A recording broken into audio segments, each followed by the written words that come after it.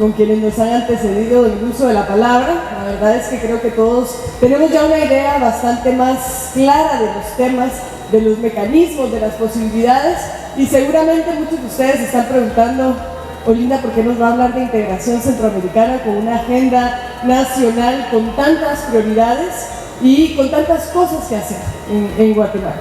Pues bueno, precisamente yo creo que desde las palabras del presidente Cerezo, del representante de Naciones Unidas en Guatemala, de Eduardo Núñez, de Roberto Alejos, de Marco Cerezo, y después las que vienen de Patricia Palma, podemos ver que el desarrollo no solo es un tema político, sino también es de carácter multidimensional. Así que yo voy a hablarles de la integración como herramienta para el desarrollo, porque creo que el todo es más importante que la suma de las partes.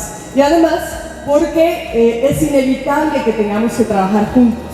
Lo que tenemos que decidir es en qué términos lo vamos a hacer, pero de que tenemos que trabajar juntos porque hay problemas que no encuentran solución, ni así les asignáramos todo el presupuesto a ese tema en particular si los trabajamos en solitario. Tenemos que pensar en la integración como esa herramienta para el desarrollo. Así que la integración centroamericana, que quizá no pasa por su mejor momento, como ya señalaron, yo sigo sosteniendo que es el proceso más exitoso del mundo en desarrollo.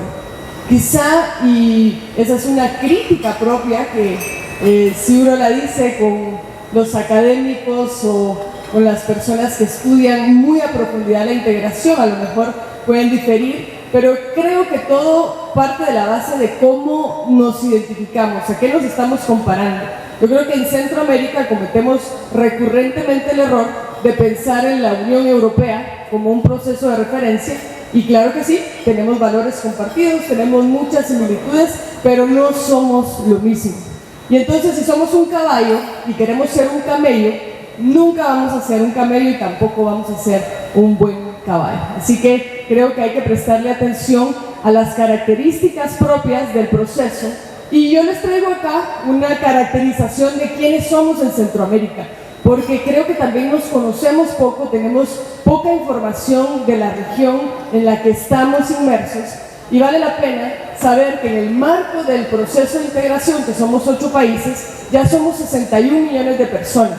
Regularmente estos datos se dicen cuando uno está hablando del tamaño del mercado, que podemos ser, que también es cierto, pero estamos hablando de 61 millones de personas que necesitan un modelo y un proceso de desarrollo que cumpla y satisfaga sus necesidades.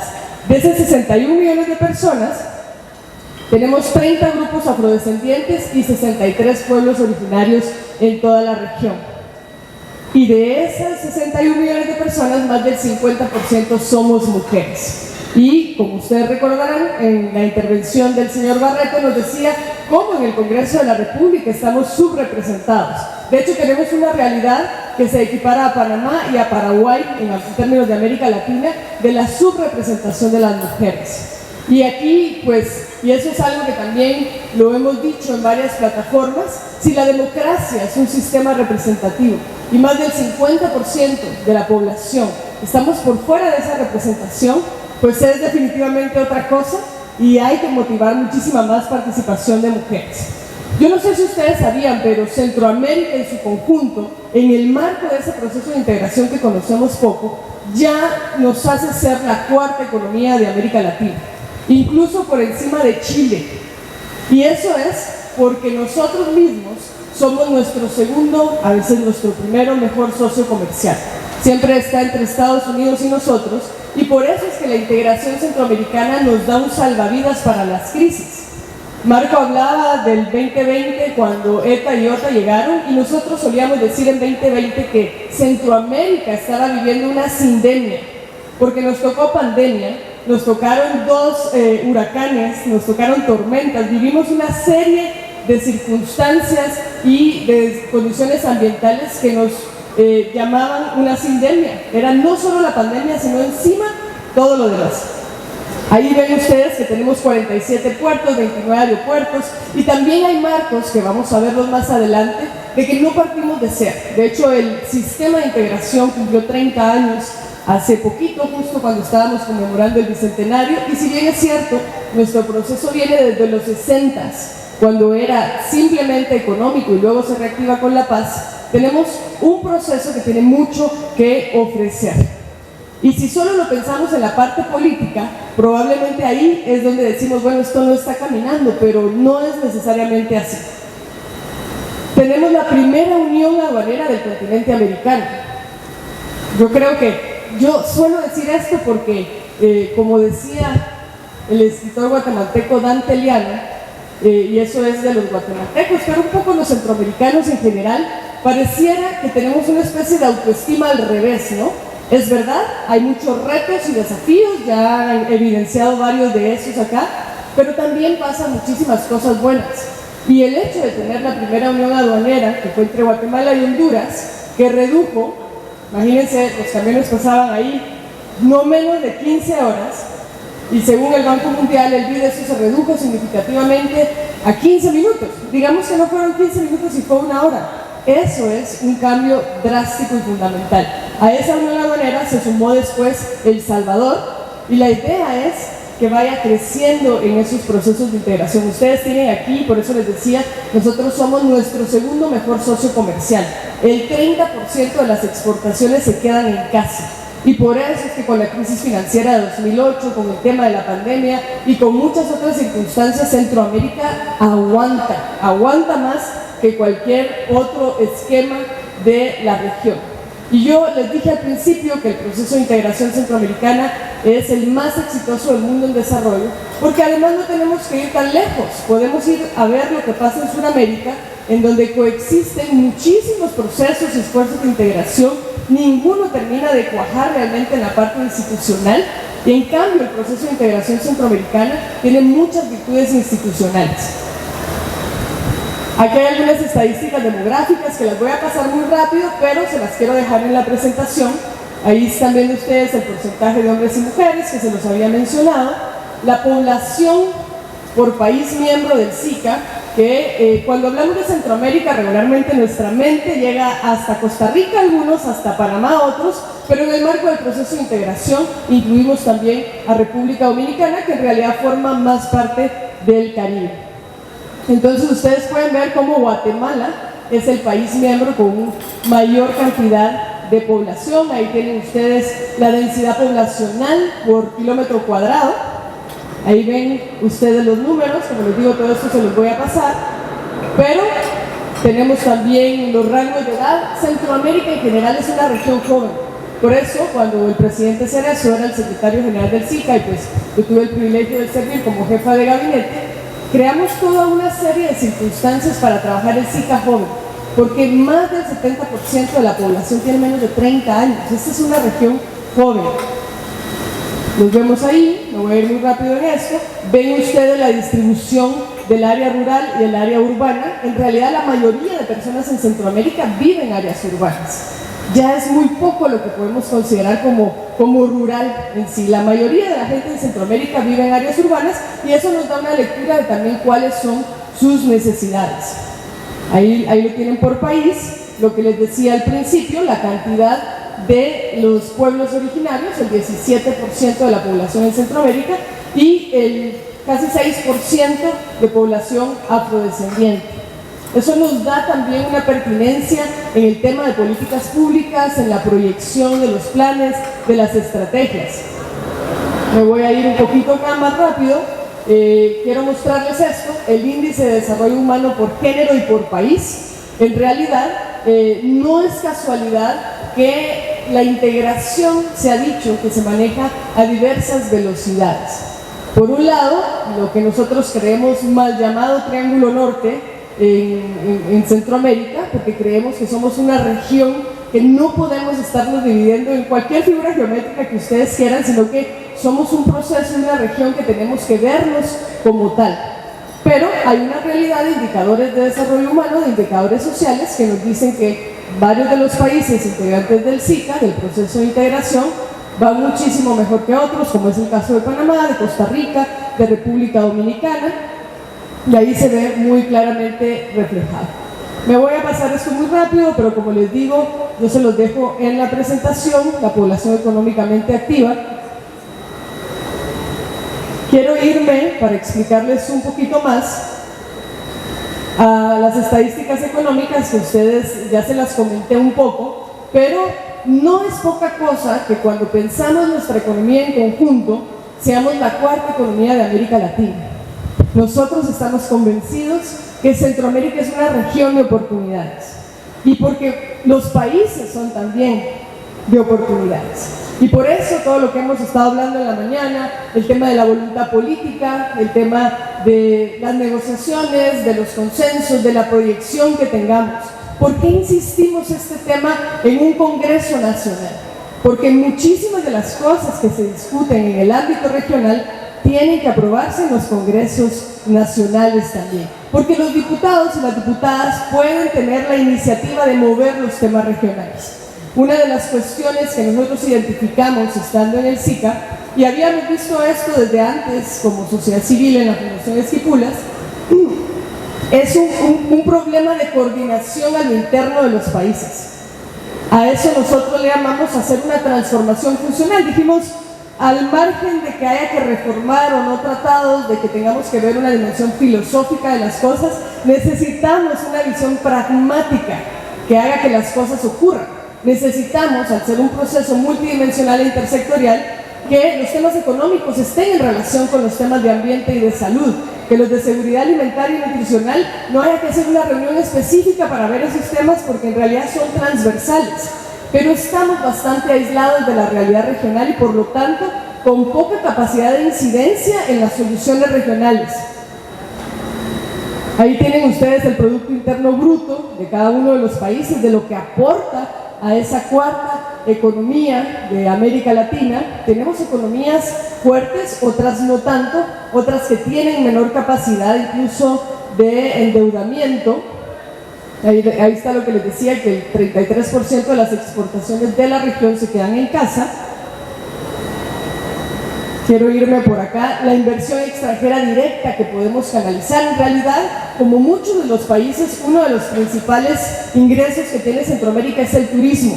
Sin embargo, hay todavía muchas cosas pendientes que destrabar en el tema turístico. Ahora tenemos un vuelo directo desde República Dominicana. No sé quiénes habían ido antes de que existiera Arayet a República Dominicana, pero uno se tenía que dar la vuelta al mundo y pagar una fortuna para llegar a República Dominicana. Ahora hay un vuelo directo de 3 horas, yo diría bastante accesible en precio, porque la conectividad es fundamental para hablar de integración. Y Centroamérica tiene una gran ventaja en realidad, sobre todo los países originales del proceso de integración. Estamos territorialmente unidos y tendríamos que tener una mejor conectividad, mejores carreteras, y vamos a ver más adelante que hay instrumentos para ello. Aquí tienen ustedes la deuda pública total de los países. Ven qué países tienen menor o mayor capacidad de endeudamiento. De hecho, algo que el Congreso tendrá que conocer en su momento si el próximo gobierno lo considera prudente, pero nosotros creemos que es estratégico, es que Guatemala forme parte del Banco de Desarrollo de América Latina, de CAF. Porque a veces pareciera que Guatemala está como sentada en el dinero. Dice, no, pues es que tenemos mucho dinero por el tema de las remesas, las reservas en el Banco Central son importantes, pero uno dice, con todo ese dinero, ¿por qué no tenemos mayor ejecución en obra pública y en dar solución al tema de carreteras, de escuelas, de hospitales y de toda la infraestructura física y digital que necesitamos?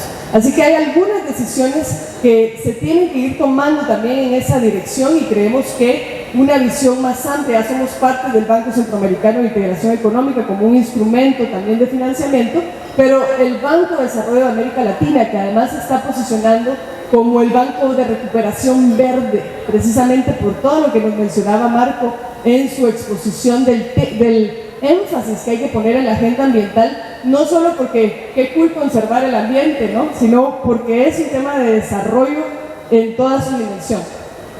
Ahí tienen ustedes todo lo que les decía del transporte aéreo. Yo me voy a ir muy rápido en esto, pero no en esto. Miren cuánto ha invertido Centroamérica de sus presupuestos nacionales en atender los desastres en los últimos 20 años. Más de 37.000 millones de dólares. ¿Por qué? Porque no estamos teniendo leyes que nos obliguen a tener infraestructura resiliente, porque no estamos pensando nuestras leyes en función de una realidad objetiva, que es la del cambio climático. Entonces, todo el dinero que deberíamos estar invirtiendo en salud, en educación, en mayor conectividad, vivimos reconstruyéndonos. Roberto mencionaba, o creo que también lo mostró Marco en la imagen de cómo se miraba el Mitch. Uno no tiene que ir tan lejos para ver cómo un país puede no recuperarse de algo como un huracán. Uno va a Honduras, hoy por hoy, y de verdad a una cuadra de casa presidencial se da cuenta que Honduras no se ha recuperado del Mitch. Y encima ya tuvieron otras tormentas y otros huracanes y otra serie de cosas. Así que no es una cuestión menor tener que destinar en 20 años 37,000 millones de nuestros escasos presupuestos para atender los efectos de los desastres. Si seguimos acá, y eso es algo bien importante, y ahora mismo lo decía el presidente Cerezo, está la COP28 en Dubái. Centroamérica en realidad contribuye de forma marginal a las emisiones de carbono en relación a los países industrializados. Sin embargo, somos de las regiones que se llevan la peor parte de los efectos del cambio climático. ¿Qué es lo que se necesita promover más ahí? Muchísimas más posiciones conjuntas, muchísimos más instrumentos políticos que nos permitan tener acceso a los fondos verdes. Pero eso, amigos y amigas, solo se logra con una visión regional. Yo quiero ver qué logra Guatemala solita allá en ese mar de naciones. Poco. Si como región de todas formas tenemos pocas posibilidades, pero tenemos más que si vamos en solitario. Entonces necesitamos muchísimas más posiciones políticas que nacen también en los congresos para tener mayores oportunidades de éxito en todas estas plataformas globales. Ahí están los efectos invernadero. Aquí, y Marco mencionaba lo de las áreas protegidas. Seguimos insistiendo que Centroamérica debe declarar en conjunto más áreas protegidas. Yo recuerdo que les decíamos a los ministros, miren, lo que quieran en términos administrativos y todo eso que resulta tan engorroso, pero creemos que los temas medulares es la política regional de migración, el tema de poder declarar áreas protegidas en conjunto. Esta es la superficie que tiene protegida Centroamérica, menos de la mitad, pero en realidad Centroamérica también tiene una de las tasas más altas en degradación. Perdemos muchísimas más hectáreas de bosque por hora que otras regiones. Así que el hecho de que tengamos, yo diría, un paraíso en términos de nuestra riqueza natural, que en ese 1% del territorio que representamos tenemos el 12% de la biodiversidad del planeta. Eso es un montón, pero no la estamos protegiendo y no la estamos cuidando. Así que yo me voy a ir rápido en esto, porque les digo que yo les voy a dejar la presentación, porque nosotros, Centroamérica, no terminamos de estar conscientes de lo que somos y del potencial que tenemos. Nosotros somos ese puente natural entre los dos océanos, entre los dos subcontinentes. Realmente, los que se dan cuenta de lo estratégico que es el narcotráfico y muchísimas cosas que no nos benefician. Somos el puente natural para lo bueno y para lo malo. Que nosotros no nos damos cuenta de todo el potencial que hay en lo bueno, pues eso ya es culpa nuestra, ¿no? Pero eso somos. Y no hemos sabido explotar nuestra posición geográfica. Muchos de los problemas históricos de 200 años atrás de la región son a nuestra posición geopolítica o estratégica. El mar interior, como le decían los españoles, tomando desde República Dominicana y demás, porque por acá pasaba gran parte del comercio. Tenemos el canal de Panamá como parte de los activos estratégicos de la región. Y con todo esto, con ese contexto que les digo, yo les voy a pasar la presentación para que revisen más a detalle todas estas estadísticas, que es el SICA. Probablemente muchos saben, otros no, pero el sistema de integración centroamericana es un proceso multidimensional y multisectorial, intersectorial. Por eso les decía que claro que si uno ve los vaivenes políticos de cada país puede decir, ay, esto avanza nada, ¿no? Pero en realidad avanza mucho en la agenda intersectorial y ambiental, económica, social y de diversa naturaleza. Y nosotros creemos que la integración en realidad es ese instrumento estratégico para el desarrollo y la modernización de Centroamérica. No hay manera de saldar nuestros déficits de infraestructura física y digital si no trabajamos en conjunto, nuestro déficit de protección ambiental si no trabajamos en conjunto, porque los ríos no conocen fronteras, los bosques no conocen fronteras. En realidad las fronteras las tenemos nosotros en la mente, pero la realidad nos dice que en realidad no existen y que por eso tenemos que trabajar más en conjunto también. Pues bien, el proceso de integración centroamericana tiene sus antecedentes en los acuerdos de paz de Esquipulas 1 y 2, y tenemos el gusto de tener en Guatemala pues a uno de los impulsores y de los promotores, el presidente Cerezo. ¿Y por qué les digo eso? Porque hay una década de la paz en Centroamérica. De hecho, les dije antes que el proceso de integración sí empezó en los 60s, pero se vio interrumpido por la guerra. Entonces pasamos muchas décadas sin poder avanzar mayor cosa.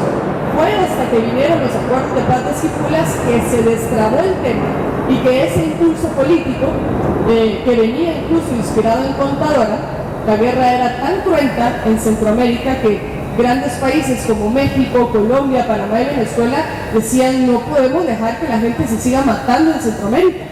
Y nació Contadora, que no logró en realidad hacer que cuajara la paz, pero luego vino Esquipulas en el 86. El presidente Cerezo, en su discurso de toma de posesión, propone a sus homólogos centroamericanos buscar caminos centroamericanos para la paz. Y ahí se empieza a negociar la paz. Y por eso decimos que es una década, porque luego en el 87 vino el acuerdo de Esquipulas 2, que estableció cuál iba a ser el procedimiento que Centroamérica iba a seguir para establecer la paz. Con esos acuerdos fue que en el 90 se dio la desmovilización de la resistencia en Nicaragua. Es eso lo que permite crear el SICA en el 91, ya con una visión no solo económica, sino también ambiental, social, de seguridad, muchísimo más amplia. Y en el 92 El Salvador firmó la paz y finalmente lo hace una década después Guatemala en el 96. Entonces, el SICA nace con esa visión de paz, de libertad, de democracia y desarrollo, inspirada en los acuerdos de paz de Esquipulas. Uno ahora escucha, y a mí me gusta valorar muchísimo eso, porque sinceramente yo me siento orgullosa de ser centroamericana y de haber nacido en Guatemala.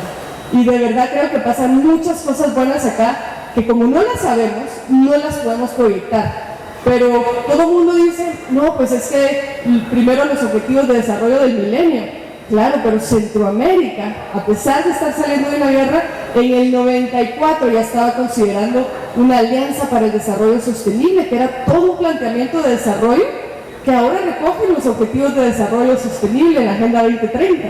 Pero Centroamérica lo estaba viendo en el 94. Lo mismo con tratados marcos de seguridad democrática. Pensamos que empezamos a escuchar el tema de seguridad democrática con los acuerdos de paz de Colombia, pero no, lo estaba viendo Centroamérica desde finales de los 80s. Entonces, en esa lógica, ustedes tienen ahí, yo les conté, los 8 países que forman el SICA, y ahí tienen ustedes cuándo ingresaron al club los países. Hay países fundadores y hay otros como Belice y República Dominicana que se suman después.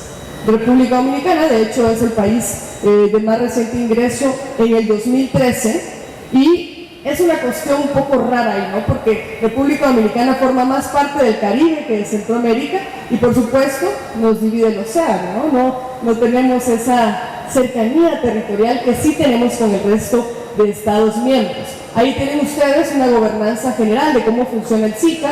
La reunión de presidentes es el máximo órgano de toma de decisiones, pero yo tengo que decir que nos importa poco Centroamérica y por eso no logramos avanzar. En realidad, el SICA funciona, el proceso de integración en presidencias pro tempore de cada 6 meses, y pareciera que hablamos de Centroamérica y que queremos avanzar cuando llega la reunión de presidentes cada 6 meses, aunque se avanzan los temas sectoriales, en los gabinetes nacionales hace falta que se hable más de integración. En el Congreso de la República hace falta que se hable más de integración. Fue el presidente Cerezo que creó la comisión, que propuso crear la comisión de integración en el Congreso, precisamente porque estamos o bendecidos de vivir juntos o condenados a vivir juntos, pero tenemos que trabajar más en conjunto. Ahí tienen ustedes, les quiero mostrar que bueno, se trabaja con los gobiernos. El SICA, a diferencia de la Unión Europea, yo creo que esa es quizá la diferencia más importante, es un proceso intergubernamental. No tenemos supranacionalidad y eso hace la diferencia total. La Unión Europea está por encima de los Estados miembros y establece mecanismos que el sistema de integración centroamericana, yo suelo decir que más que de integración es de cooperación, porque en la región avanza todo aquello en lo que nos ponemos de acuerdo, porque nadie le puede imponer nada a nadie y las decisiones se toman por consenso. Entonces, o estamos todos de acuerdo o no avanzamos en los temas. Aquí les voy a dejar también esto porque es interesante cómo en esa configuración internacional, mientras iban teniendo lugar sucesos históricos, no solo en cooperación, sino también que marcaron el rumbo de la humanidad, nosotros íbamos teniendo respuestas institucionales a lo largo de las décadas para poder armar nuestro proceso de desarrollo, y eso incluye la integración, nuestras agendas y demás. Se los voy a dejar por ahí. Aquí hay varios momentos de reforma que ha pasado el sistema de integración centroamericana. De hecho, el más reciente fue con el presidente Cerezo en temas de transformación funcional, que luego vino la pandemia y nos afectó muchísimo en términos de esa transformación funcional. Pero ustedes tienen que saber que el proceso de integración centroamericana en el marco de la pandemia fue el único proceso que logró un plan de contingencia compartido, que significó más de 2.600 millones de dólares en respuesta para todos los países en diversos mecanismos. La verdad es que eso, yo todavía no sé cómo lo logramos, pero pasan cosas buenas en la región. Eso no quiere decir que las reformas no necesiten ser hechas. En realidad se necesita una transformación funcional que haga pues más efectiva la gobernanza y más efectiva la toma de decisiones, y que esa Centroamérica tan grande, tan pequeña y tan grande, solemos decir, pueda avanzar muchísimo más a su desarrollo. Aquí les quiero decir que los pilares, si ustedes ya lo vieron, son integración económica, integración social, cambio climático y gestión integral del riesgo, seguridad democrática y fortalecimiento institucional. Hay una relación importante con la Agenda 2030. Los pilares que está persiguiendo Centroamérica sí están alineados a los objetivos de desarrollo sostenible. Hay una correlación, uno puede establecer, y aquí como trabajo en estos temas, ¿no? Si quiero armar un marco institucional, es factible y es posible. Además, que es aquí donde yo les quiero decir, hay muchas ventajas que tiene la región. Ya les hablé del comercio, de nuestro socio comercial, pero yo no sé si ustedes saben, pero nosotros tenemos una interconexión eléctrica que suma más de 1.800 kilómetros. Cuando ustedes se levantan en la mañana, en realidad, ¿quiénes se levantan en la mañana y encienden la luz? Bueno, a muchos les gusta estar a oscuras, por lo visto. Bueno, cuando encienden la luz en la mañana, uno no sabe de dónde le está llegando la energía, precisamente por esa interconexión que tenemos. Y yo me recuerdo, quizás se fue hace mucho tiempo, pero antes tenía que estar uno con sus candelitas porque la luz se iba con una frecuencia importante. La interconexión eléctrica no solo ayudó a ampliar la cobertura, sino que creamos el primer mercado eléctrico en Latinoamérica. Eso no es una cuestión menor. Además, solemos decir que en las carreteras en Guatemala, que nos hace falta esto, que nos hace falta aquello, ya hay aprobada una política marco de movilidad y logística que prioriza los temas de infraestructura para poder... ¿Por qué no tenemos un tren en Centroamérica? ¿Por qué no? ¿Por qué no? En realidad, yo siempre digo que República Dominicana tiene muchísima más inteligencia colectiva que nosotros. Hay políticas públicas, hay estrategias, hay planes y hay otros mecanismos de los que se puede echar mano para trabajar los temas nacionales vinculados a una agenda regional. Ahí están los alcances de la integración. Lo que yo quiero que ustedes vean es que la integración no es un tema que no es con nosotros. En realidad, mientras no nos demos cuenta del potencial que tenemos como región y que tenemos un instrumento que ya cumplió 30 años, yo les decía Suramérica, ahí tienen ALCA, tienen UNASUR, cuando llegan los gobiernos de derecha es PROSUR, ahora está la CELAC que nos incluye a todos, pero ninguno tiene la institucionalidad fortalecida que tiene el SICA. En Centroamérica, aunque somos parte de otros mecanismos, es el SICA el que nos cohesiona a todos. Así que tenemos muchos retos ahí, pero yo creo que las y los señores diputados tienen una gran ventana de oportunidad, pero hay que tener presente este tema. Esto es para mí como un mantra. Yo creo que nada ocurre sin las personas y nada perdura sin las instituciones. Era uno de los pensamientos de Jean Monnet, de uno de los padres de la Unión Europea, porque creo que aunque uno tenga instituciones débiles o por mucho que construir, pero tiene gente con ganas de hacer cosas, las cosas pasan. Puede tener instituciones que funcionen como relojitos suizos, si ustedes quieren, y gente que no tiene ganas, que se acomoda, que no le importa, y que tal vez su interés es solo cobrar un cheque a final de mes y nada va a pasar. Así que yo creo que esta sinergia de las personas y las instituciones es fundamental. Así que con todo esto que les estoy diciendo, así como tenemos que construir el sueño guatemalteco, creemos que también tenemos que construir el sueño centroamericano. Y ese sueño centroamericano es básicamente una región sin hambre y sin malnutrición, segura, interconectada, próspera, incluyente, resiliente, digital, integrada. Los que han tenido oportunidad de viajar y van lejos, a veces uno dice, mira, es que soy de Guatemala, y de verdad la gente muchas veces no sabe ni dónde está Guatemala, pero uno dice Centroamérica y entonces ya lo ubican a uno, ¿o no? Entonces realmente tenemos muchísimas plataformas ya creadas que necesitan consolidarse y potenciarse para que logremos alcanzar todo nuestro potencial como región, que es la única manera en la que vamos a lograr hacerle frente al cambio climático, en la que vamos a lograr ver los temas de seguridad, en los que vamos a lograr ser más competitivos. Y les dejo una que tal vez parece muy loca, pero nosotros decíamos, ¿por qué no? Y ahora Nayib le van a construir el estadio más moderno y grande de América Latina, hay otro en Costa Rica, hay otros en otros países. Dijimos, ¿por qué no tener una excusa que motive a la gente para cumplir la agenda que nos hace falta en conectividad, migración y muchos temas? ¿Por qué no pensamos que Centroamérica puede ser primero la sede de una Copa América? Para empezar, para pedirnos cartas. Y luego, ¿por qué no trabajamos en conjunto para tener la sede de un mundial? Y luego ya ven ustedes, Canadá, México y Estados Unidos son la próxima sede. Y dijimos, no tiene que ser ahorita, así sea 2042, creo que eran los cálculos que habíamos hecho.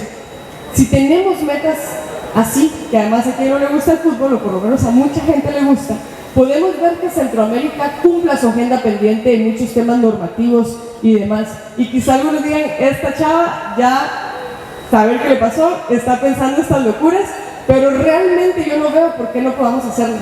No veo por qué no podamos tener ese tren.